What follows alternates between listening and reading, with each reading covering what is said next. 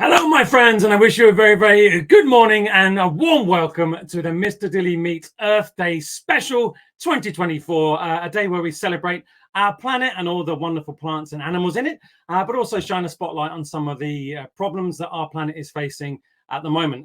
One of the hopes of the show today is to educate us all a little bit more, but also to inspire us to see the world in perhaps a bit of a new light, maybe, and to empower us all to act for the future.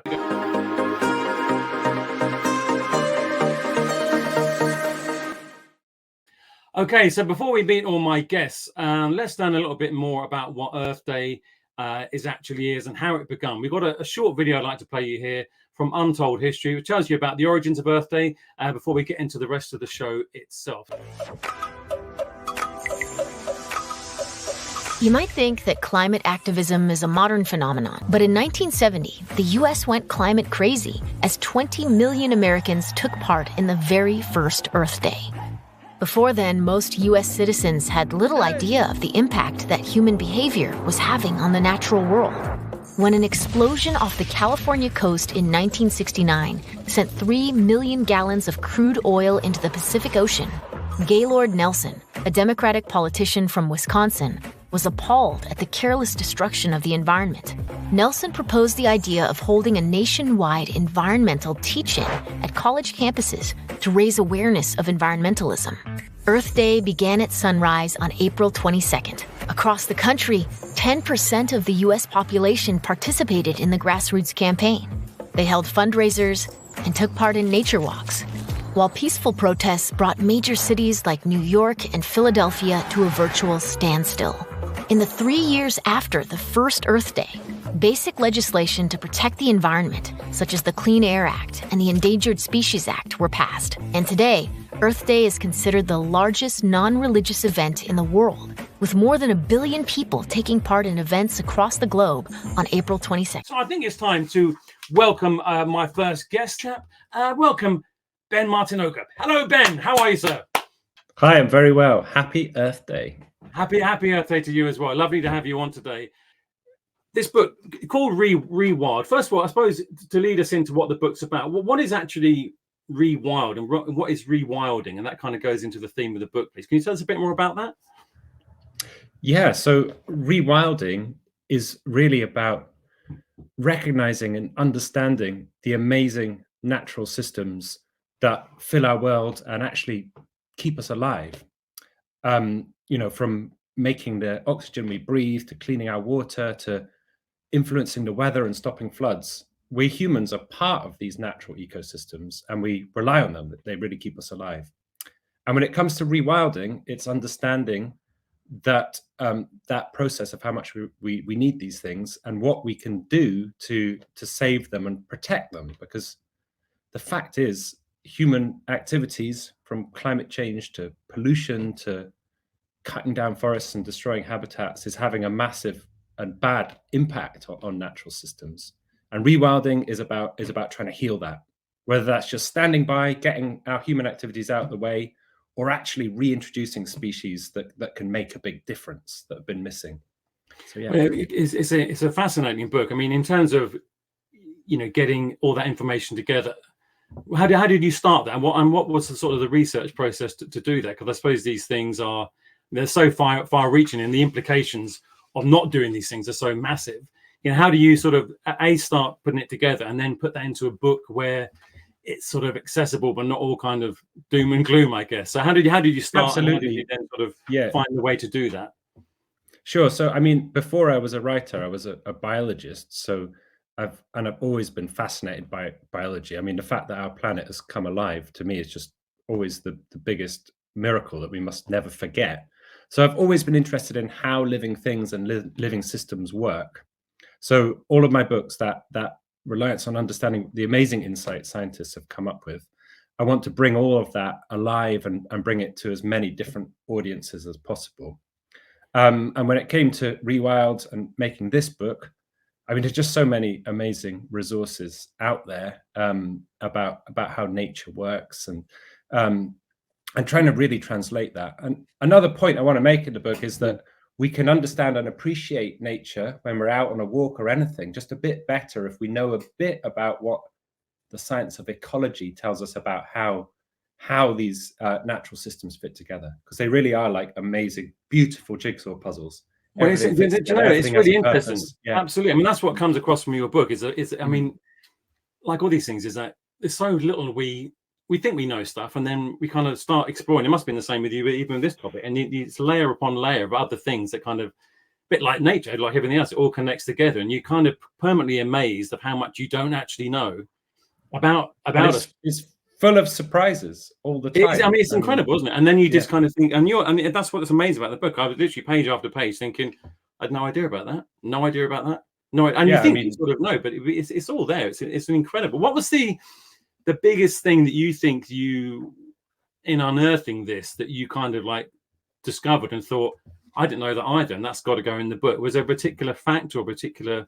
Well, yeah, I mean, that's a good question. I mean, a part of the reason, we've touched on some of the damage human activities have been doing to nature, and that's really why I wanted to write about rewilding, because it's so optimistic and so hopeful. I mean, what could be a bigger dream than filling our life up with amazing, beautiful nature? But in terms of a surprise or something that I learned a bit more about, it has to be the pink poo. And this is about, I hope you can see that. Yeah, because this book, I should also say, is full of beautiful illustrations by a really talented cartoonist called Musa Lane. That's his picture of these blue whales. And who knew whale poo was bright pink? And who knew that they produced like 10 tons of it a day? And who knew that poo was like an amazing fertilizer for the ocean? So it can make tiny living things called algae, which are like mini floating plants, grow like crazy, and that nourishes the whole ecosystem. It's like fertilizer for the ocean, and in growing, those little plants suck loads of carbon dioxide out of the air, out of the water, and so whales, by pooing, can also fight climate change. I just find this amazing. Yeah, that's what comes across. So much of the world is obviously in its natural state is in a balance, and everything kind of, and that's what it's about. The ecosystems you talk about, and how these things, one thing leads to another. I think you have that example at the beginning of that little rock pool. At the beginning, everything within that rock pool is its own little ecosystem, its own little climate, and it all works together. And then sometimes we've come along and just kind of ripped a bit out of it, and the whole thing starts to not work because of that one little difference. And I think that's what comes across. In terms of rewilding, obviously a lot of the children watching, possibly won't be living in the country, will be living in cities or living in flats or tower blocks and stuff. Well, what can they do in their own way to sort of rewild in that sense? Have any thoughts about that? Sure. I mean, one of the points I make in the book is that nature and even rewilding is not just something that happens in huge sprawling forests and mountains and expansive oceans. Nature is actually amazingly determined and tenacious. It crops up everywhere, even from the weeds coming through cracks in pavements, and ants crawling across that pavement to get a dropped ice cream or something. And so it's partly just noticing it and getting that. I feel like all tiny children are amazingly drawn to these natural things, earthworms and things. Then somehow, so often through childhood, we sort of lose that magic. So it's just remembering to really slow down and look, and then learn how things fit together. And in terms of what you can do, I mean, there's so much. There's so many wildlife and conservation groups you can sign up to. If you're at a school or something, and you could have a talk to your teachers about if there's a little part of the school grounds that you could rewild, plant some trees, just let some native plants grow, leave a bit of mess. That's the other really exciting. Nature loves mess. So just leaving some hedge clippings, twigs and stuff around, that can be rewilding on a tiny scale. The first chapter is called Nature is Determined. Did you see that weed growing from the crack in the pavement? Or the freckled butterfly next to the train line? Did you spot the falcon nesting high up on that skyscraper? Or brush against the moss under the bridge? And did you notice the trees springing up on the abandoned building site? Nature doesn't wait for an invitation. It has a habit of just arriving, whether we like it or not. Some farmers' fields provide an all-you-can-eat buffet for mice, songbirds, and the odd swarm of locusts, and all sorts of smaller pests, Ants, moths, flies, cockroaches, and molds pop up unprompted inside our homes. Meanwhile, larger creatures make their presence felt on city streets across the globe. In recent years, leopards have been seen loping through parts of Mumbai, India. And in the UK, after dark, foxes throw parties in London gardens. Nature has zero respect for private property. What does private even mean? Who said that? We did. The fungus that you hardly notice, though we're all around you. Eh? A fungal mycelium that can talk? A fungal what? A mycelium. It's basically a sprawling, branching, tangling, constantly changing network of tiny tubes.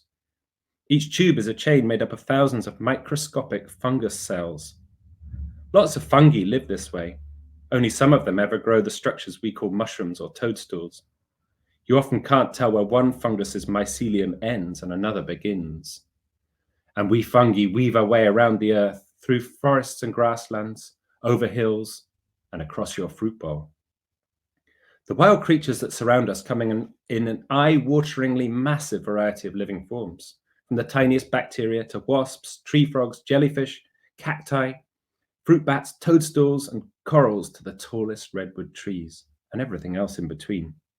Biologists call these and all other living things biodiversity, which literally means variety of life. There may be up to 1 trillion different species out there. No one knows for sure. But each one has found its unique way to hang on to life and when it gets a chance to flourish. Don't be fooled though. Despite the amazing determination of wild things and the stupendous range of species, all is not well with our planet's biodiversity. So I hope that sets the scene a bit. Rewild Explodopedia. Can Nature Heal Our World is out now. It's an absolutely fascinating book. It doesn't shy away from the current difficulties that we're all facing, actually, but also as full of humor and hope and joy in there as well, which is obviously a very important balance to get right as well. So thank you very much, Ben, and we'll speak to you later on. So thank you very much. Thank you. Ben Martynoga. And we're going to go straight into our next guest. As I said, it's a packed show today. Hello, Nicola. How are you? Hello. Thanks so much for having me here on Earth Day. It's a pleasure. Now, I know Ben was speaking there about rewilding. I know that's also something very close to your heart, and you kind of used it as a theme. Well, actually, it's in this book you're talking about, in a sense, and your last book. Tell us a bit more about that. Was anything Ben said there that kind of, echoed anything that you've worked on or read about before? Yeah, absolutely. In fact, it's great to come after Ben because it means that I don't have to do the definition of rewilding. But basically, the book that I'm here to talk about is this one. It's When the Wild Calls. It's got this amazing cover by Julia Moscardo, an artist. And this is actually a sequel to a book that I wrote a few years ago, which is, I'll show you that too. That's this one, Where the World Turns Wild. And in these stories, I've actually created a rewilded world. So I've done it in a story, and I did it via a tick disease that has separated people from the natural world. And humans in my books live crammed in cities, crowded in cities where no nature is allowed. But this means that outside of the cities, nature has rewilded itself. So it's kind of bigger and better than ever. So nature has healed the world, but it's separated people from nature. And this is kind of landscape that I explore.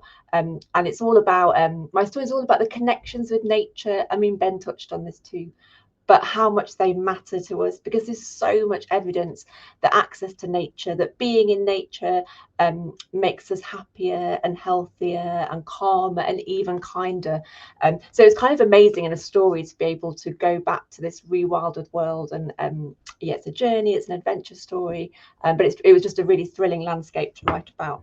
When you wrote this book, obviously, and its predecessor, was the actual environmental theme there at the forefront of what you wanted to do, or did the sort of story come first, or were they both completely kind of together? Because I'm guessing from speaking to you, and what you just said now, they're two things that kind of run side by side with yourself. Is that correct? Or, yeah, they absolutely do. It's really hard to know what came first, because I think I felt like there are messages that I want to get across, but I think anyone that writes a story knows the story has to come first.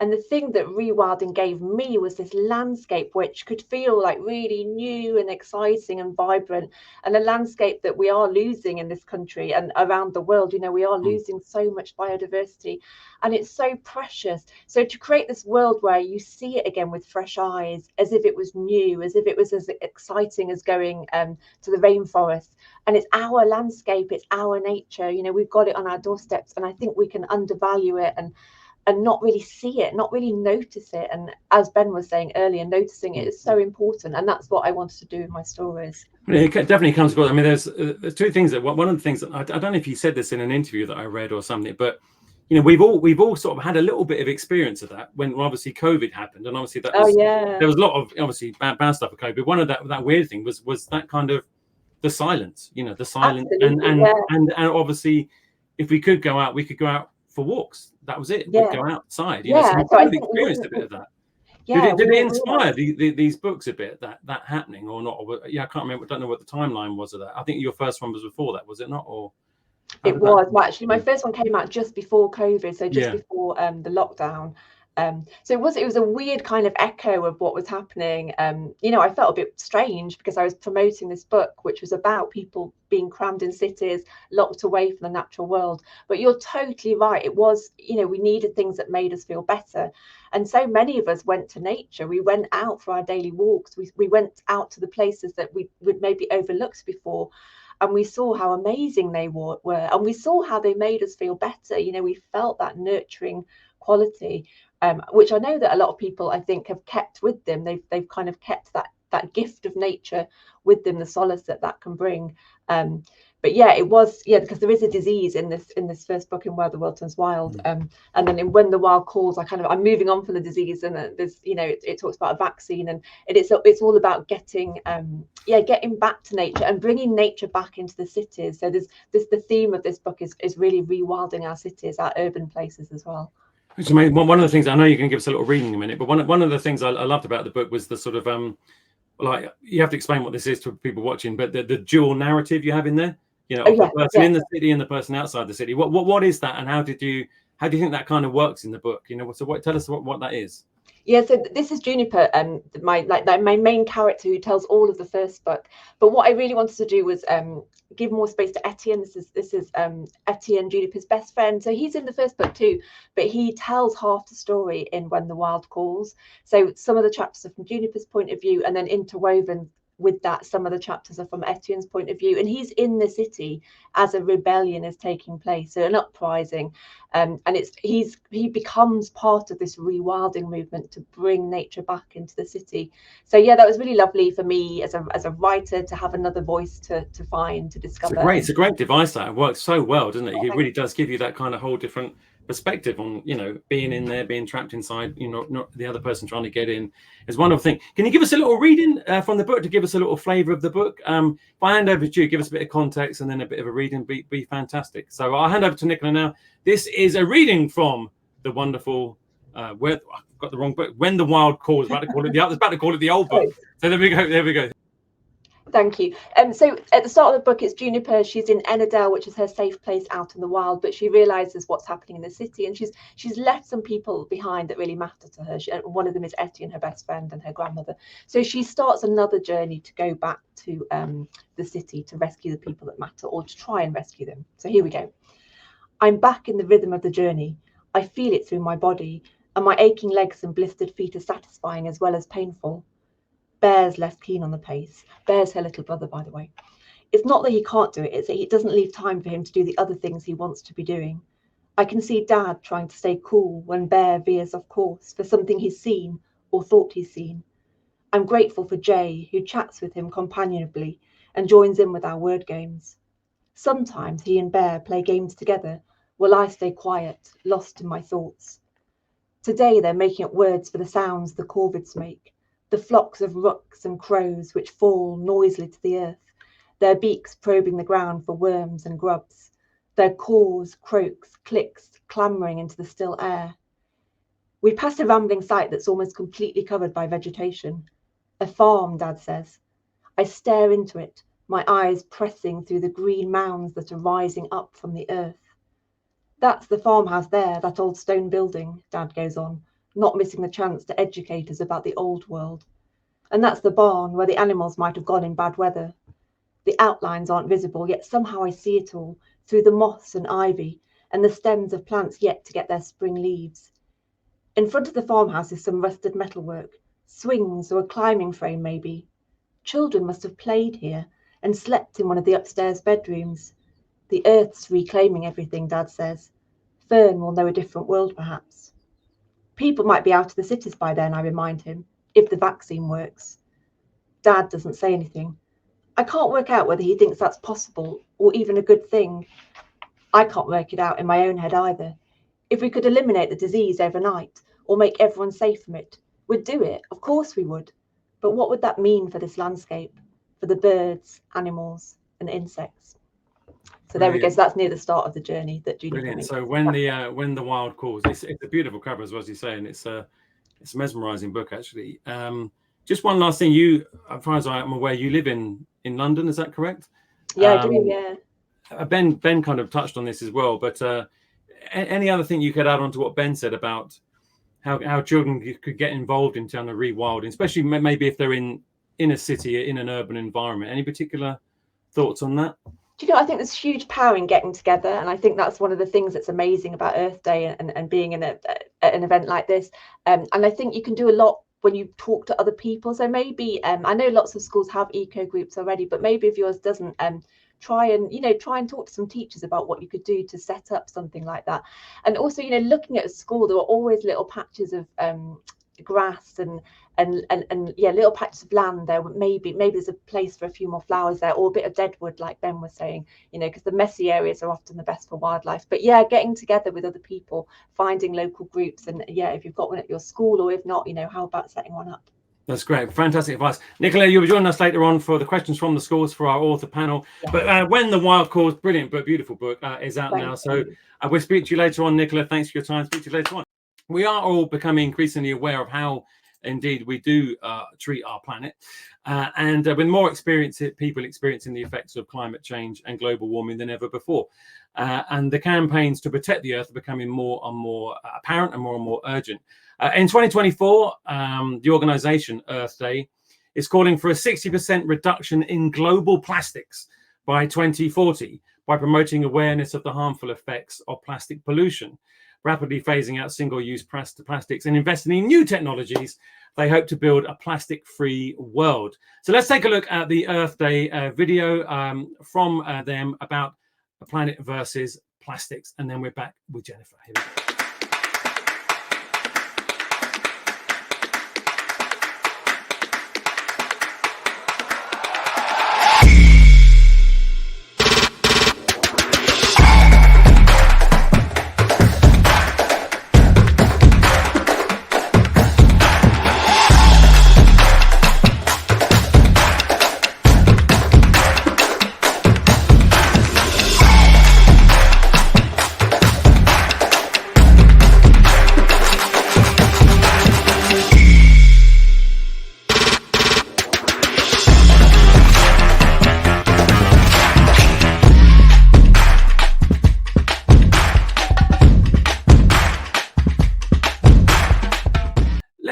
Let's have a little bit of a sort of a jump into the wonderful planet that we actually all live on, and are trying to do something to protect. But of course, it's not just animals and nature's home. We are part of nature. We are nature, and it's our home as well. So please, to learn a little bit more about the wonders of our planet, welcome my next guest, Jennifer N.R. Smith. Hello, Jennifer. How are you? Hi. Happy Earth Day. Happy Earth Day. Lovely to have you on. Has it been listening to Nicola and Ben so far? Anything you've learned new? Oh, fantastic. I mean, I have an interest in rewilding as well. And my current book that I'm writing as a follow-on from these two is about biodiversity as well. So that was great hearing Ben talk about that. Well, it's a wonderful thing. Your book, by the way, your book. So I know we're going to talk about your new book, but I have the one you've got in the background there, which is your previous one, Glow, yep. The Wild Wonders of Bioluminescence, which is a big word. As we said, we've been speaking about the planet and obviously the things that we can do to sort of help it and obviously help ourselves and help the animals in it. But what's wonderful about your book is, and it's in the titles of this book and on your new one, The Wild Wonders, bang, there we go, The Wild Wonders of Earth Phenomena, is how wonderful, obviously, the planet is. And I think, I don't know what you think, for some of us, certainly sometimes when we're in cities or we get in the same thing, we stop to notice things. I think Ben touched on that. We don't tend to look. Your book and your whole ethos seems to be about wonder in terms of that. What is it about sort of you know, the planet and the wonders of the planet that so inspire you to write these and illustrate these books? I'll hand over to you to sort of talk a bit more about that sort of, you know, wonder theory, if you like, about that. Yeah, so the wonder theory came from my own reflection on, well, I'm predominantly an illustrator who now writes books as well. And I was thinking about my motivation for creating, and it all kind of happened with the start of Glow, where I was swimming in Devon in the evening after the sun had gone down, and the sea started to light up around us, this amazing electric shade of blue. And I'd heard of bioluminescent algae before. Bioluminescence means life that makes its own light. But I didn't think it was something you'd witness in the UK. And so this kind of unexpected, magical moment, it just, I had to make an illustration of it. I had to make an illustration of how it felt. It's actually just here. How it felt, how it looked, that moment of joy. And it was a response to that awe and wonder that I realized that this happened a lot in response to nature. I wanted to respond to it in a creative way and learn about it, and share that knowledge with others. So that picture behind it, the one of your hand there, is that the one in the water? Look at that, beautiful. That's the original illustration, and I redid it for the book, which I know we're supposed to be talking about Bang. I think bioluminescence of itself is a phenomena that I wanted to dive into on its own, but this is the experience that I had in Devon.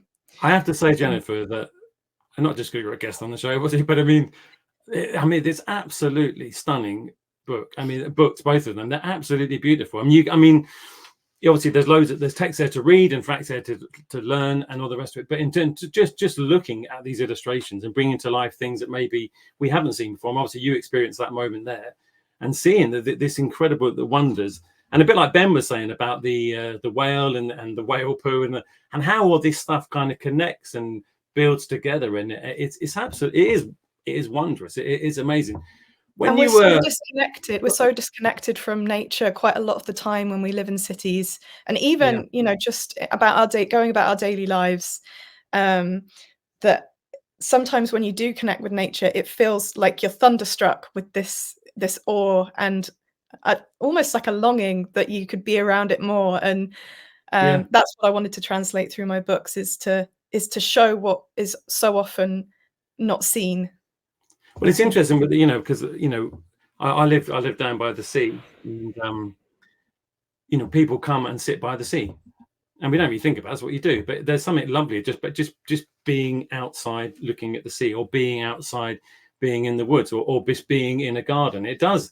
And for nowadays, I don't know what you think about this. For nowadays, when there's a lot of people sort of, you know, anxiety about this or that, you know, being outside and connecting again and sort of experiencing that again is so good for all of us, because we are that, you know, we are that. And it really comes across in your book. When you were researching, let's go specifically onto Bang, you know, was there anything that kind of in that process that really kind of stood out for you, that you, a bit like with Ben's book, where you kind of went, wow, I didn't know that? Was there any particular thing that kind of really stuck out for you in that sense? So I basically fell in love with volcanoes in particular, and I'd always, I think growing up, I learnt about tectonic plate lines, which I'll explain a bit in a moment in my reading. They're basically faults in the Earth's crust where a lot of phenomena happen. And I thought, well, I'm never going to live on a tectonic plate line. That sounds terrifying. But I learned that actually there's a few different kinds of volcano, and some are very dangerous, and some of them are less dangerous and a bit more predictable. Obviously, you don't want to go right up near one, but there's different levels of explosiveness to volcanoes, and we can sort of predict which ones are likely to be the more dangerous ones. The French actually categorize volcanoes by red and grey. And grey smokers tend to be the more explosive, dangerous ones with pyroclastic flows, which are these huge, hot clouds of ash. And red volcanoes tend to be the ones that you might see more in Iceland, which are sort of fissures in the earth where lava comes and bubbles up. And yeah, they tend to be a little bit more predictable. Still dangerous. Yeah, but it's one thing, let me show you. We got some pictures. I mean, Jennifer's probably is going to do a little reading from us in a minute, but if I can find them, we've got a few pictures here from Bang, which kind of, if I get rid of your banner here so we can see them a bit more clearly. So this gives you an idea of some of the things from, so how do you go about sort of choosing, what to actually, and we'll go through a few of these, what to actually focus on and illustrate, because it's stunning here. But you get the, as I said, the background to these particular phenomena and the layers of history, what they all are. That there's different facts in there. How do you sort of go about, choosing what bit to zone in on and stuff? I mean, obviously on the front there, they've got the volcano coming up on the front there. But how do you sort of choose what to illustrate? How does that work? It's really difficult. No, I bet it is. Yeah, because there's so much to choose from, and yeah, there's so many things that I would have loved to include or gone into a deeper dive. Word count is my enemy as an author, unfortunately.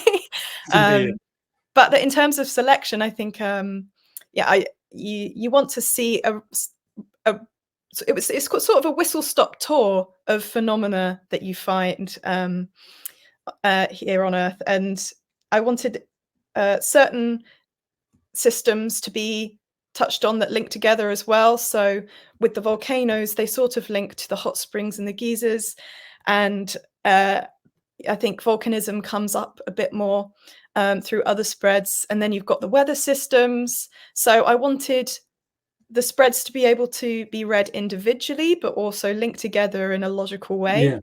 Which comes across. So you're going to give us a little rundown on volcanoes, and that's if I hand over to you to sort of give us a read of this, and you'll get a sense of just the amazing facts and knowledge in the book. But again, the wonder comes through the illustrations from Jennifer. But so I hand over to you, Jennifer, to give us a little highlight on that. Here we go. So in order to understand volcanoes and a lot of phenomena in this book, it's actually very helpful to know the structure of the Earth. So I have a lovely slice of the Earth here, a bit like a hot pie, which I'll explain in a minute.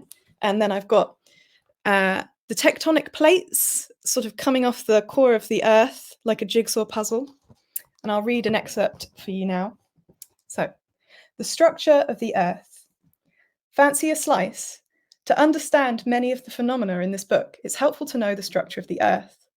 If you were to cut yourself a slice, you would see that the Earth has a crust like a pie. But underneath this hard surface, it's not as solid as it seems. Similar to a pie fresh out the oven, the further towards the center of the Earth you go, the hotter it gets. So hot, in fact, that rock and metal melt and turn to liquid. The atmosphere. The outer layer of the Earth is called the atmosphere, which acts as a protective bubble. It is made of lots of different gases, including the oxygen we breathe. It is also where many impressive phenomena take place, such as storms and auroras. The crust. The crust seems very solid because we live on the crust, which is made from hard rock. The Earth seems very solid, sorry. This is the thinnest layer of Earth, and it is split up into tectonic plates. These fit together a bit like a jigsaw puzzle. The mantle. The rock underneath the crust is called the mantle.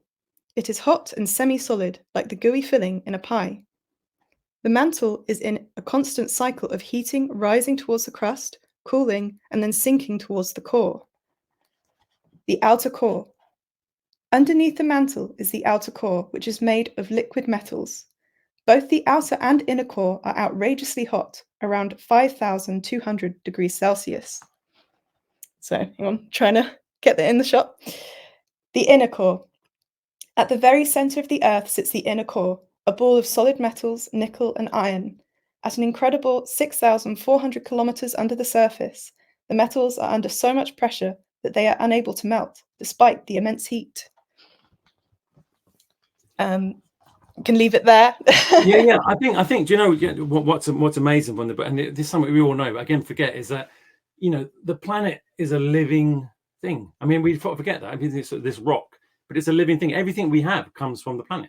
This comes out of the ground. So everything we have. So and it's when you look at that and you start thinking, oh yeah, what's underneath our feet? What's in the air? What's in the sea? But and that's what really comes across in your book. Is kind of like diving back into things, and a bit like Nicola was saying this, Ben was saying this, you've said this, is sort of re-noticing what's around you and what you can do about it. And I think that's what really sort of comes across in that. Any final thoughts you'd like to leave us with? Because I know you're joining us again on the panel later on. Any particular facts or final thoughts about Earth Day you'd like to leave us with today, Jennifer? Or are we all good? I guess I want to say one final thing about wonder, which is I think it gives us the ability to look at familiar things with fresh eyes. And I think that that's a skill as you get older, especially. It's something that you need to hold on to. I think children do it anyway because everything is fresh. And I think that's just such a special thing. And I think if you can hold on to that sense of looking at familiar things with newness, that can motivate a lot of powerful change. I think that is a wonderful bit of advice there, Jennifer. Thank you so much. So you'll join us again very, very shortly. But for now, Bang is out now, as is, I've got the other one here, as is Glow, and goes a weird glow. But fantastic. Thanks very much for now, Jennifer, and we'll speak to you in just a minute. So that's Jennifer and Art Smith. Please welcome to Mr. Dilly Meets. It's the wonderful Philip Kavvadias. Hello, Philip. How are you? Hi, everyone. Hi, Mr. Dilly. Nice to have you on. How are you? You enjoying listening to all the other guests? I am, yeah. And with Nicola, a few years ago, Nicola and I and a few other authors started we had an initiative that led to introducing the Sustainability Steering Committee in the Society of Authors, and we issued some instructions to lots of fellow authors of what they could ask their publishers around sustainability. So very exciting to see Nicola earlier on. Well, this is one thing about you, which we'll talk about in a minute. Obviously, this is let's talk about the book, and then we're going to, because I know you sort of like a lot of authors, I sort of have a couple of different jobs, and one of them is about sustainability. You're part of your other jobs, isn't it? So Mission, here we go, Mission Microraptor, a fantastic book. Tell us a little bit about Mission Microraptor. So this is the first of is it going to be 3 books or 4 books? So it's 3 so far, but nothing is stopping it becoming, a series of many, many books. I think 15, Philip. I think 15 would be good. I think so too. I'll tell my publisher you said that. I will, yeah. So tell us a little bit about the story of Mission Microraptor, and then we'll sort of go into a bit more about the themes and stuff later on. So I'll hand over to you, Philip. There we go. It starts with 2 boys, Finn and Milo, and they discover an egg on a school trip in the Alps, and a Microraptor hatches. So a Microraptor is a flying dinosaur from 65 million years ago. But then it becomes this struggle because some really bad guys would like to get their hands on the Microraptor, and the boys have to run and protect it. They have some help from the Natural History Museum special branch. And eventually, throughout the series, the theme becomes this fight between the good guys, let's say the special branch, and the bad corporation, one particular bad corporation that really doesn't care at all about preserving a balance in their environment, but they just they would do whatever is good for them without any care for the natural balance. You mentioned it there, but one of the things I love is the British Museum of Natural History special branch, which is a brilliant idea. I wonder if they actually secretly have one. I don't know, but it's a fantastic idea. When you started this book, so did you have a particular interest in natural history, so anyway, or dinosaurs or adventure? What was the kind of like the beginning point, or was it all of them together? How did you sort of? Well, so I work in sustainability. That's my day job. I'm an engineer and been working on sustainability, in particular climate change, for quite some time. particularly around decarbonizing huge value chains, as they're called, and supply chains. So always had an interest in that. I'm also a scout leader, so I have a big interest in the natural world. You know, me and the Cavs are going out regularly. I live in Windsor. We go to Great Park. So I have a big interest in that as well.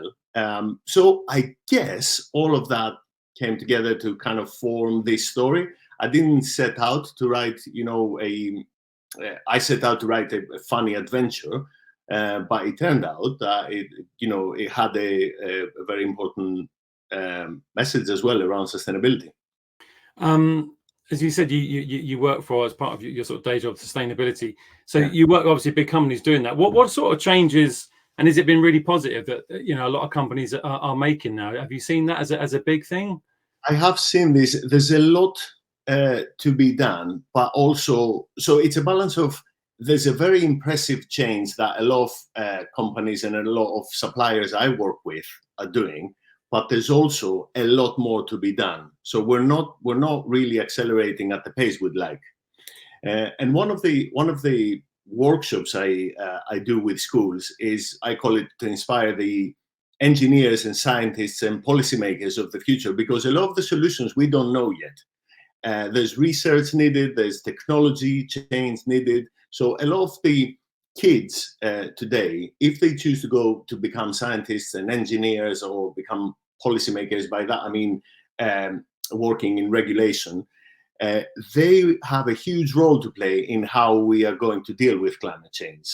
And I think that's one of the messages I'm putting across the schools. It's really fascinating you say that. As I said, a lot of these things we don't know what they are yet. It's we kind don't of have all the solutions. Yeah, it's amazing. I mean, for a few sources of CO2, we don't really know how to deal with this. And there's ongoing research, and there's more research needed, and we need new minds coming in.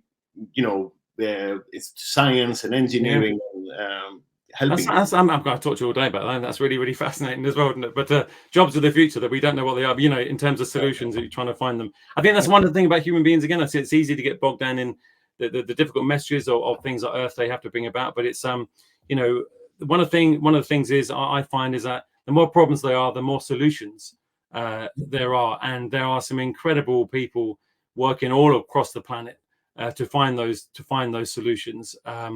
In your book, what would you say? But we're going to give us a little reading in a minute. But what would you say? Is there a main sort of environmental sort of eco message in the book? Would you say?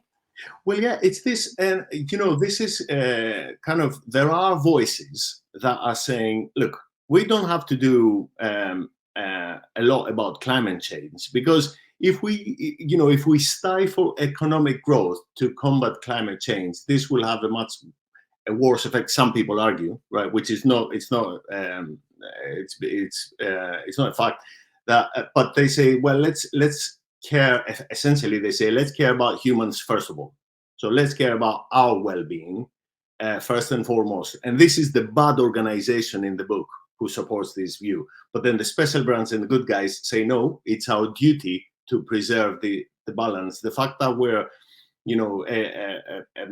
an evolved animal, and we have intelligence and all that, doesn't mean that we should only care about ourselves.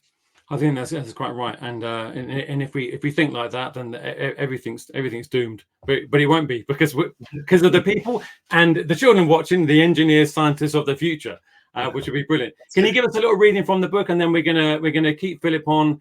Yeah. Philip's got to disappear about midday, so we're going to try and get all our guests on with Philip for some of your questions, and which will be the beginning of part 2 after this reading from Philip. So Philip, quick reading from Mission Microraptor from the one. This is from chapter 2, and they've already found the egg, and they're sleeping. Or the egg has hatched to produce a little Microraptor, and they're now sleeping in their hotel room. 1 hour past midnight, we were sleeping peacefully, and so was Artemis in a little pillow next to me. A sound woke me up, a creaky floorboard. The room was dark and spooky, with only a slither of streetlight coming between the velvet curtains. And then I saw it. A figure was leaning over us. For a moment, all my muscles were completely numb, and my vocal cords. Nothing worked. But then the figure scooped up my little friend, and she squawked, "Yeah!" "Hey!" I screamed. The black figure looked at me with protruding cylindrical mirror green eyes.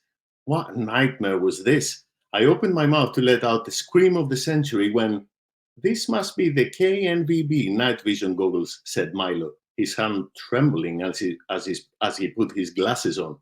I thought they were only a prototype. Do they come with beryllium batteries? Even in the middle of this terror, he couldn't stop blubbering. Or maybe, it suddenly hit me, he blubbered because he was terrified. In any case, it helped. The figure faltered, glancing between me and Milo. And at that point, something exploded outside the balcony door, and his handle flew like a rocket straight into the figure's nose.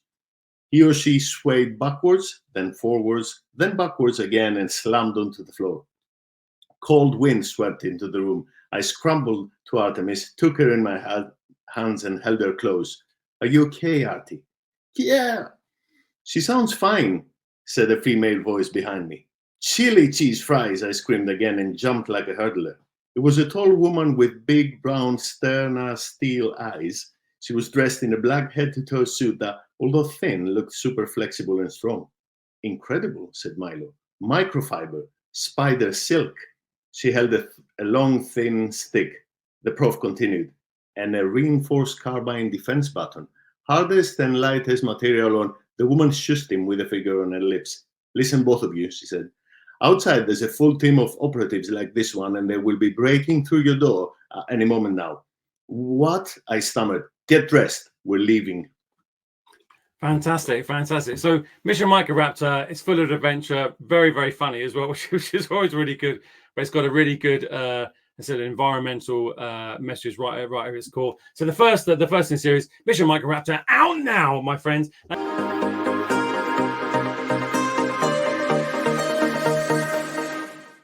Okay, so time to welcome back all my guests. We have some questions that you've sent in for you. So let's welcome back again, Philip again, Ben again, Jennifer again, and Nicola again. Fantastic. Why is it important that we have an Earth Day every year? Anybody like to kick off on that one? Yeah, Nicola, yeah. Well, obviously, every day should be an Earth Day, but that's just not the reality of life. I think there are so many priorities in our lives, so many things to focus on. But to have one day where we really think about these things, where we set aside time to really focus on what difference we can make, and to think in a school setting, the difference that a school can make. I think it's really important. Also, as a celebration of nature, because we've come so far. We've got this amazing planet, amazing wildlife to protect. To really come together and see what we've got is really important. Fantastic. Anyone else want to add to that? Yeah, Ben. Yeah. I just remember that, like, most of the universe is just cold and dead, but this planet Earth, it came to life, and we're part of that, and we're part of that life that can think about that. We've got these amazing brains that have evolved, and so we're in a position to make decisions about how we look after this planet and how we react with the rest of nature. So it's a real reminder. There's stuff going on all over the world. We're all in it together, and we're part of nature. Yeah. Great advice. And Jennifer, Philip, anything to add to that? Should we move on? I think both Ben and Nicola have nailed it. We need reminding, because we can get so bogged down in our daily lives, and having just one day a year to refocus and to reprioritize. I think that's really important. That's brilliant.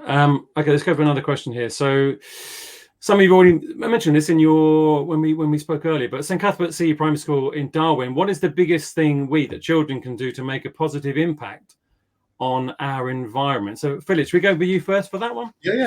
So at home, children can talk to the parents about, for example, energy usage. So the less energy we use, the better. So if we, improve the efficiencies or insulation or how we use energy in our home, use less, use it, kind of make lifestyle changes, let's put it this way, so that we use less energy. So that's just one part that we can all do at work, at home, and in school, to consume less energy. Sure. Anyone else like to add anything to that at all? I think that's the thing. Oh, sorry, Ben.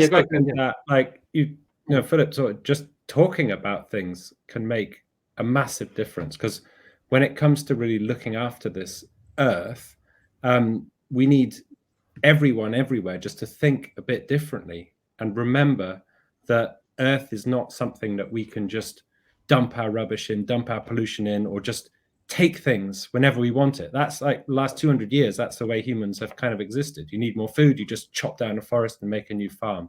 We can't think like that. We've got to think about it as a kind of partner that we're part of. How can we use waste better and recycle and farm in ways that let nature thrive on the farm as well? So, and just talking about that with everyone, understanding it and being enthusiastic about it, I think is the only way to really change minds everywhere. So would you also say, and this actually links to sort of something Philip said, and you just said, Ben, and we sort of echoed in Jennifer and Nicola as well, is that there's the sort of, sometimes we tend to think, I don't know about if you do or any children watching, that it's all down to big business, big business's fault, and I can't do anything myself because it's to do with someone else or something else, and obviously there is a part in all of that. But would you all kind of agree that sort of, it kind of echoes what you just said there, Ben, really about the personal responsibility, each of us have. And I think I said it earlier on, if every single person on the planet did something, it would make a difference, wouldn't it? And if we did something every day, it would make a difference towards that. So I think for children, adults, all of us, and what all your books do is kind of, and Earth Day for me, and that kind of echoes what you said, is kind of refocus that. We can do something and look around you, see what we can do. I think this is from Leland Martin Primary School in Gwent. Our theme is climate calamity. Our big question is about how humans are impacting the change in climate. We all kind of are aware of this. Philip, by the way, if you need to disappear at any time, please just feel free to wave goodbye and run off. You got to go. We're going to say goodbye to Philip now. Philip, lovely to have you with us, and good luck with the mission Microraptor. Okay, thanks, Philip. Bye. So just us four. So anything just sort of in a sort of a nutshell, brief nutshell. Our big question is about how humans are impacting the changing climate. Anything particular that can, Ben, we'll start with you, and then Nicola, then Jennifer, that completely springs to mind about what we're doing and maybe how we can shift that a little bit? Yeah, sure. So, I mean, we talked a bit about that in climate change. There's a big focus on not using oil and coal and gas and things. But I think with the kind of theme of today in mind is remembering how important natural systems are in controlling the climate. So I talk in the book about how huge forests like the Amazon rainforest actually cool the air massively and actually create clouds, which then can cause rain thousands of kilometers away. And it's just remembering that we really need these happy, flourishing ecosystems to regulate the climate and the weather. So yes, it's partly about not flying when we don't need to and not burning too much energy when we don't need it, but it's also about protecting nature, and rewilding is part of that. Yeah. Right, Nicola, anything to add to that? Yeah, so we talk a lot about carbon emissions, which is obviously a massive thing, and that's what's happening. Also methane emissions, so all the cattle that we have around and we eat them, and huge methane emissions, which is actually a really powerful and dangerous greenhouse gas. So just if we can shift our diets a little bit to more plant-based diets. I know lots of schools do like meat-free Mondays, all that kind of thing. We don't have to become vegetarians, we don't have to become vegans if we don't want to be, but just like incorporating more plant-based foods can really help. If everyone did that around the world, that would have a big impact. That is true. I've learned a lot about that myself lately, which again I didn't know. Is an incredible thing. What about you, Jennifer? Anything particularly like to add to those 2 points? I guess just reflecting on what you said as well about how we can sometimes shift responsibility away from towards the big companies that are, we are sort of born into this huge social system. But I think we also have power over the social systems of consumption that we currently have, and outlets of habits like fast fashion. I know that maybe this won't click for a lot of kids this age, but as you get older, don't fall into the trap of thinking you have to have the trendiest clothes and the newest electronic, or don't fall into the overconsumption social pressure, because that's a really hugely damaging thing to the world, is people being told that they need things they don't need.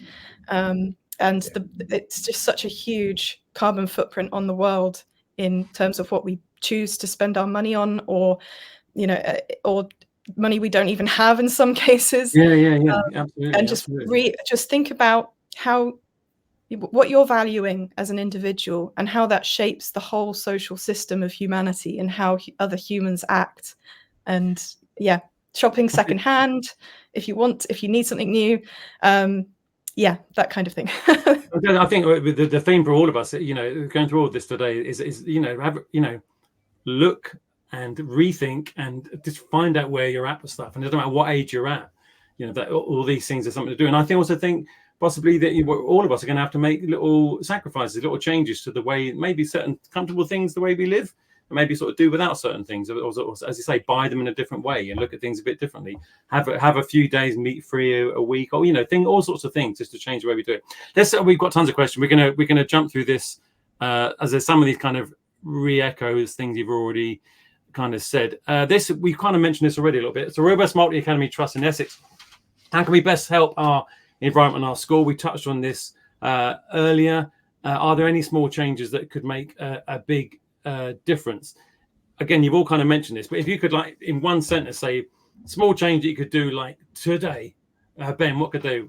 How about trying to make your school drop all single-use plastics? So, like, the big focus might be the dinner hall and the canteen. Do they use takeaway boxes or anything like that?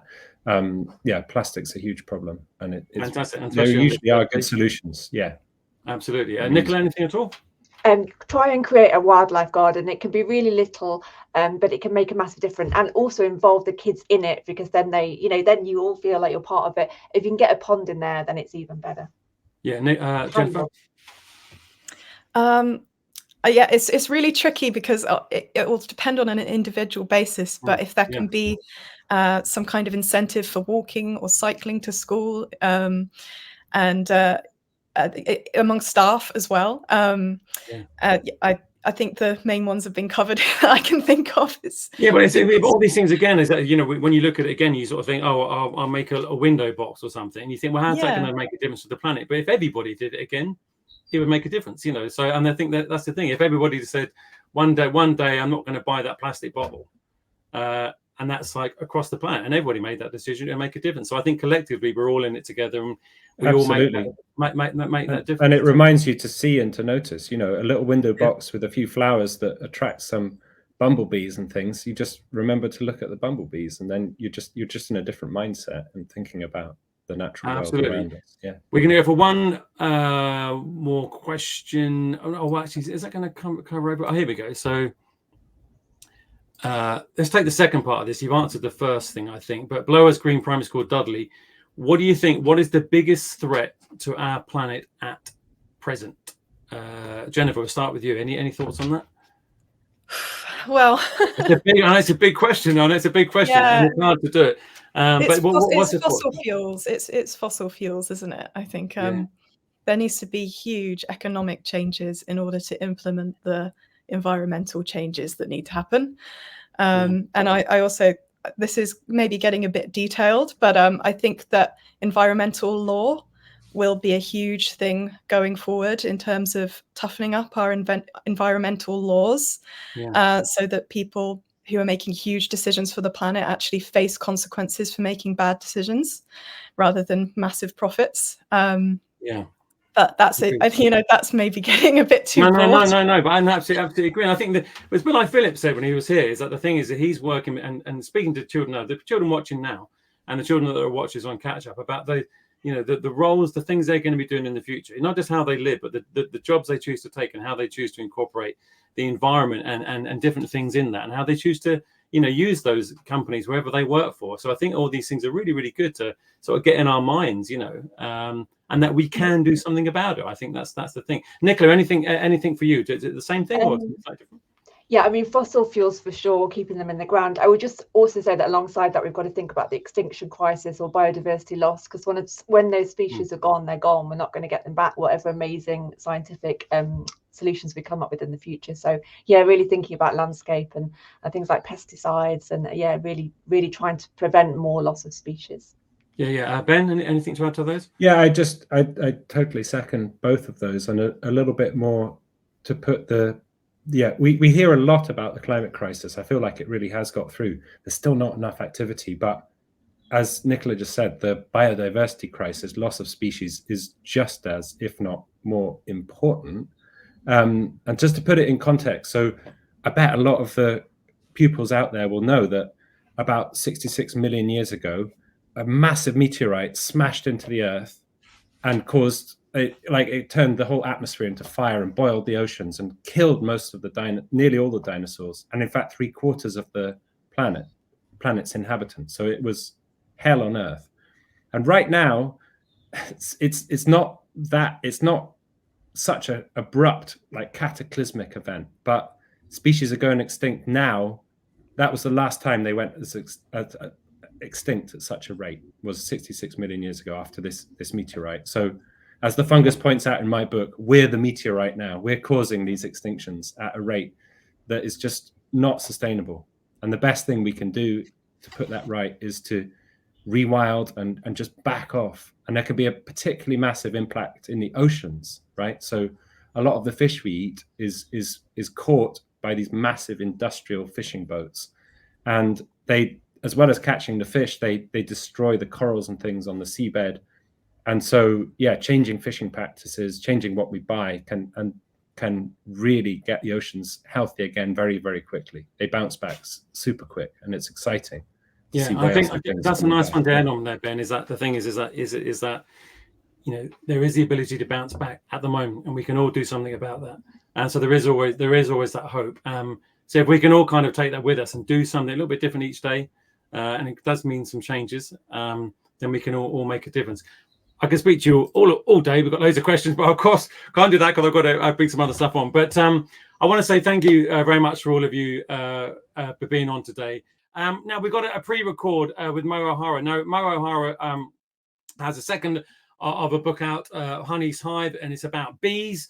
We know how important bees are as well. So this is the first part of a pre-record interview with Mo O'Hara coming up now. Here we go.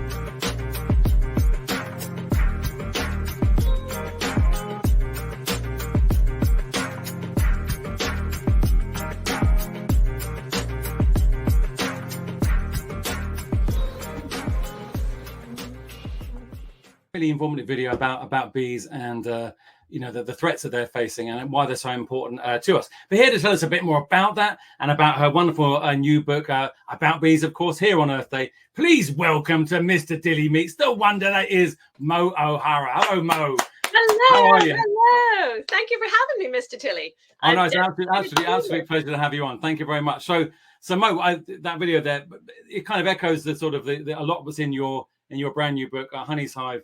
Be a friend. The first book came out last year, Honey's Hive, which brilliant. was kind of the intro book, and the second one is Be a Friend. And Honey is a bee who is she's kind of a bee that doesn't fit in, because like being a bee is all about doing your role in the hive, and bees have really set roles. You're a worker bee, so you're either gathering the pollen, or you're feeding the larvae, or you're building the hive, or you're tending the honey stores, or you're a guard bee. So there's very specific jobs. And Honey is one of those bees that she would rather be like an adventure bee. She would rather be out there doing things. And she discovers that occasionally a hive does need a bee to be a scout bee and go out and do the adventure stuff. So her little sense of adventure actually ends up really saving the hive. Why did you focus in on bees as the topic for these books? Well, bees are super important, as that video that you showed illustrates. Like, if we didn't have bees, over half the fruit and veg that we have now, we wouldn't have. Actually, 70% of crops are completely dependent on bees. So we would be in a really bad place if there weren't bees. Do you have like a favorite fact that it might be in the book, or maybe one that you just sort of, it's not in the book, but when you learned about bees? Lots. So I didn't know that bees were actually around at the same time as dinosaurs. So bees have been around since the Cretaceous period, which kind of blows my mind that there's like a little T-Rex and he's like trying to swat a bee, like 150 million years ago, going, oh, darn, can't get that one. So yeah, That's bees have been incredible. around for that long. They've basically been around almost as long as flowers. As soon as kind of flowers came on the scene, bees came on. You never think of that, do you? No. Of course, they would have to pollinate, so they would have to have insects. And bees were Bees were around. So the last mass extinction of bees, because we're talking now about that there could be potentially being a mass extinction of bees. The last and only ever mass extinction of bees was when the dinosaurs were wiped out as well. So well, that's the other thing I've read about from your book is I mean, another thing you think about bumblebees, honeybees, but there are all these different types of bees, and they all have, a bit like ants, they all have these specific roles within their hive as well. What are the other bees? Because a lot of the other characters, so honey is a scout bee, as you said. Yes. And that goes out to find the right flowers. Like a new hive or a new source of food or whatever. She's the kind of adventure bee. But then like her friend Hex is a builder bee. So she's kind of an engineer bee, and she builds the honeycombs, the hexagonal honeycombs and stuff, because that's a worker bee job. Her sister Bella is a guard bee. So she defends the hive. She's a guard bee that defends the hive. Her other friend, Beanie, is a larvae tending. She's like a nurse bee. She helps out in the nursery and feeds the larvae and stuff. So they all have their little job. But there's also the which they're not part of the same, they're not the sort of same thing. There's like leaf cutter bees are a different sort of bee, aren't they? Yeah. So what I wanted to explore in book 2 is that a lot of people, when they think of bees, they only think of honeybees, which is what honey is, which is the kind that there are native honeybees, but in the UK they're quite rare. Most of the honeybees in the UK are farmed, like they're on a hive. People have them in their backyard, or farmers have them, or people have them for apiaries to raise them for honey. But there are hundreds and hundreds of native species of bees. And in fact, in the UK alone, there's 270 native species of bees. And they could be like bumblebees, all different kinds of bumblebees, or they could be solitary bees that live just on their own or live in pairs. And I wanted to explore that because sometimes people think, oh, I'm doing a really good thing by introducing a honeybee hive to my, backyard or my whatever. But it could be that you're meaning that those honeybees are going to compete with the native bees for the existing food sources. And some of the native bees are really specific as to what they can eat, like leafcutter bees that only eat this type of thing, mason bees that only eat this type of thing. So it's really hard but you to do kind explore of that in the book. I mean, it does say that in the book, isn't it? But that's sort of the fact that, but that's great. But now we can't eat those. We have to eat that. Yeah. So it's really interesting. They can eat a lot of stuff. They're kind of diverse. So. Yeah, I didn't know that about the different bee species just in the UK. I mean, that is phenomenal. Yeah, and you can really help out those species of bees by doing things like leaving water out, making little bee hotels. And in fact, in the back of the book, there's a little template for how to make a bee hotel. Yeah, can you show us that? Can you hold that up? Because that's really good. You can see that. Yeah, so in the back of Mo's book, you got how to build a bee hotel. There's also the sort of window box, bee friendly garden or window box up there. You can over there, and create a bee pond. So all different advice you can do, and you can make that in your school or at home, which was great. Do you have a little reading you can do, like a little taster of definitely. Honey's Hive? If I hand over to you for the reading, Mo, that'd be great. Okay. Thank you very much. Here we go. So, chapter 1. Honey sat on a window ledge looking out at the garden of sunflowers below. The sun glinted off the windows of the high buildings around and warmed Honey's stripy fuzz. Sitting beside Honey were her friends. Hex, the tall, clever honeybee who loved to design and build things. Beanie, the super caring bee who loved to look after the larvae in the hive. And Fred, the flat fly. He was really a housefly, but he lived in a flat, and so he called himself a flat fly. He liked to be precise about stuff. The friends were pleased to be spending time with Honey, who seemed to be the busiest bee in the hive since she became the hive's scout bee. But they weren't prepared for what she was about to do next. Bee daring! she shouted as she bounced off the windowsill onto a leaf on the tree below and then somersaulted off the leaf like it was a diving board before landing softly but clumsily on a sunflower below them. Oomph, she said. Fred looked down at Honey and then at the others, Hex and Beanie. Does she do that a lot? He said. They both nodded. Yep, come on, Beanie said, and they all flew down to the sunflower. What did you just do? Fred said as he fluttered down next to her. Honey mumbled, her face still firmly planted in the brown pollen of the sunflower. Beanie lifted up Honey's head gently. I was trying to be a squirrel, Honey repeated, clearly this time. You are lacking the counterbalance of a squirrel tail, Hex said, tilting her head like she was doing sums inside it. Bees aren't really meant to do tumbles, but we have wings, so you could use those. Yeah, but squirrels seem to have so much fun, Honey said, standing up on the flower and brushing off her stripes. We need more fun. We're always working, busy bees. Now, let me just confirm what Honey just said. Bees, indeed, are some of the busiest creatures in nature. In fact, a honeybee can beat her wings over 230 times a second. That's about 200 times faster than you can flap your hands. Go on, try it. I'll wait. See? Okay, so that's a lot of flapping. Now, let's get back to Honey and her friends. So, Hex says, talking of fun, we have to get back to the hive soon, right? Yes, Beanie said, we don't want to be late for that thing, Fred said. The thing that is a not very important thing.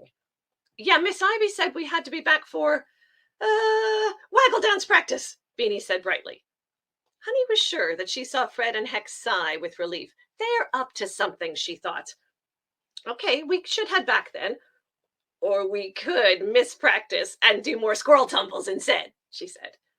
Hex flitted over to one side of Honey and Beanie to the other. They gently flew her off the sunflower.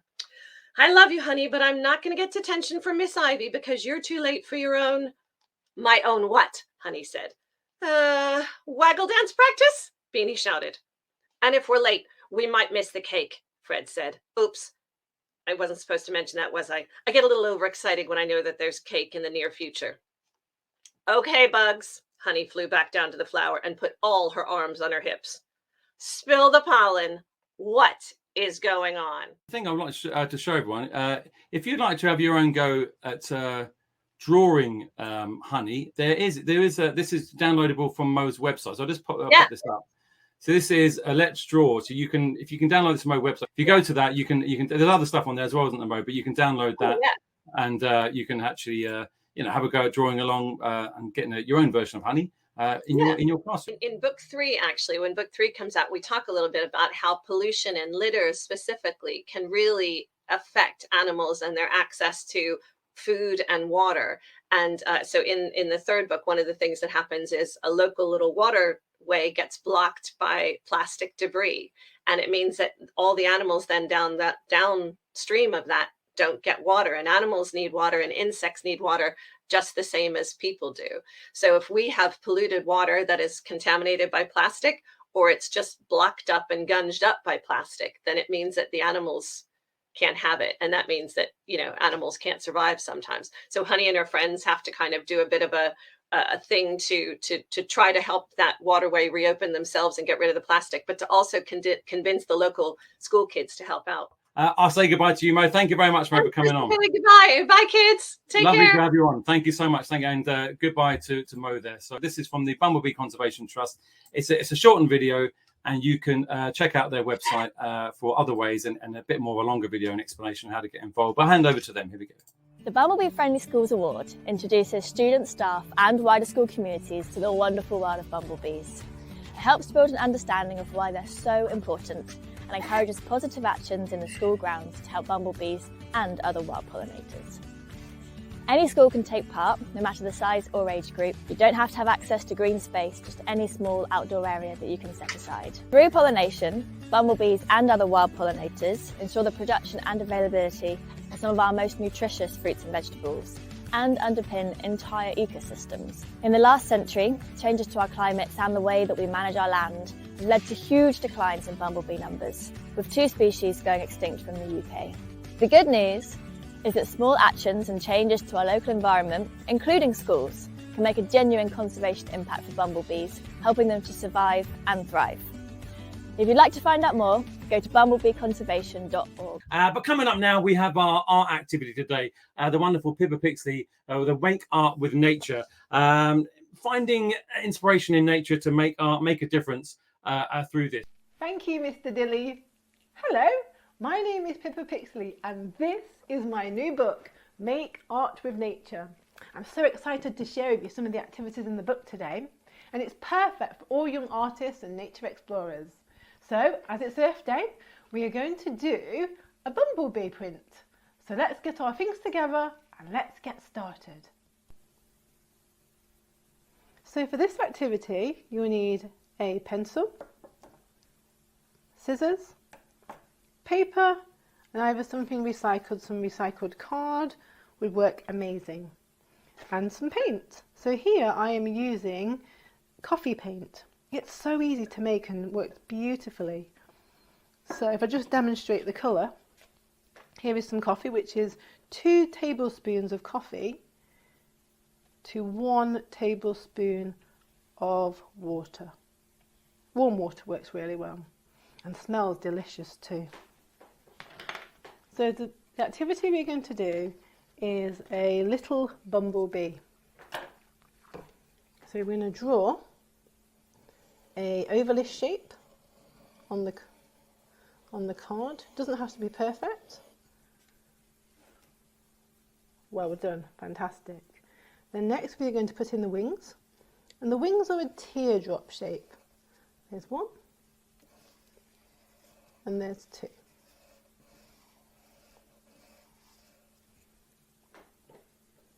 Have you done that? Excellent. Well done. And then we're going to take our scissors and snip it out.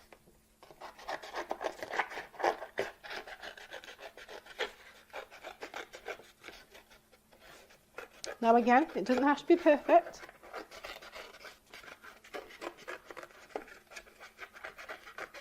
Now bees are amazing. They do a fantastic job. They work together in the hive as a team, and they pollinate all the plants along with other insects such as butterflies. And then we're going to put that down on our paper, just like that. And now we are going to paint over it. So let's just get a bit of paint. It does smell good. Make sure it isn't too wet, and then just gently brush all around. Oh, fantastic. You're doing a good job.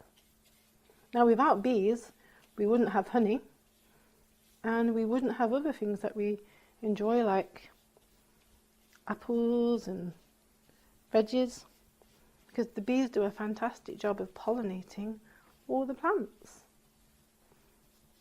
It's so important that we take care of our insects. And one excellent way to do that is to build a little bug hotel or plant some wildflowers so they can sip the lovely nectar. So when we have just painted over it like this, then just let it dry for 1 minute or 2. And then when we're ready, we can peel away the card, and there we have our lovely negative space. And then we can get a pencil, and so I'm going to use a pencil, and I'm going to scribble in an eye for the bee, and then scribble in some of the bee's amazing stripes. Add some little legs, and go over with the wings, and maybe add a little bit of scribble for the wings. And then I'm going to write at the bottom, little bumble, for little bumblebee. Well done! You completed your little bee print. So I hope you enjoyed that little activity with your bumblebee. And even with the cutout, you can then scribble on it. So I've done some eyes and scribbled, I'm scribbling now the stripes, and you can use it as a little character. So thank you, Mr Dilly. Over to you. So thanks to Pippa Pixley there. Final thing today, we're going to be going to, in just a second, Catherine Barr, Wildlife Crossings is her book, Protecting Animal Pathways Around the World. This is a book about the journeys millions of animal species make every single year across our planet in search of food, water, safety, or mates, and how human development is impacting those actions, but also the hope of what people are doing to try and better that as well. So we're going to hand over to Catherine now for our final thing today. Hi, thanks Mr Dilly. I'm Catherine. I write about nature and wildlife and conservation, and particularly about endangered animals. And all my books are illustrated picture books, and the amazing illustrators I work with, such as Christiana Engel, bring all my words into full colour to create these lovely books. This is Wildlife Crossings, my latest book, Protecting Animal Pathways Around the World, and it's about amazing animal journeys and migrations, and how different kinds of wildlife crossings are helping them use their ancient paths around the world. It includes stories of elephants, includes stories of gibbons, and it's dedicated to my friend Kaz, who's worked with gibbons for many, many, many years.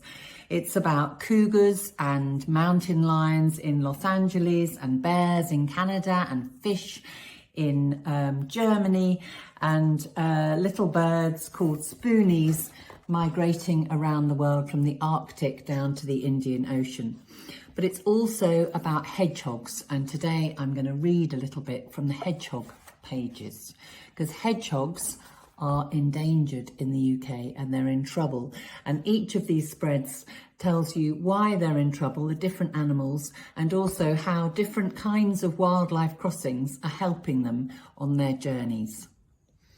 So this is Hedgehogs in Trouble. As dusk falls, hungry hedgehogs wake up and amble off to find food. They wander through churchyards, step onto streets, stroll along hedgerows and across gardens looking for bugs and worms. But often their food forages are blocked by fences, roads and walls, and in these fragmented habitats in the UK, hedgehogs are in steep decline. Hedgehogs can visit more than 10 gardens in one night, but barriers like fences stop them roaming far enough to find food, a quiet place to rest, or even a mate. In gardens and in fields, pesticides are poisoning the slugs and insects that hedgehogs eat. In the countryside, hedgehogs like to hide in hedgerows, but these too are disappearing fast. And you'll see Christiana's amazingly detailed drawings, lots and lots to look at in there.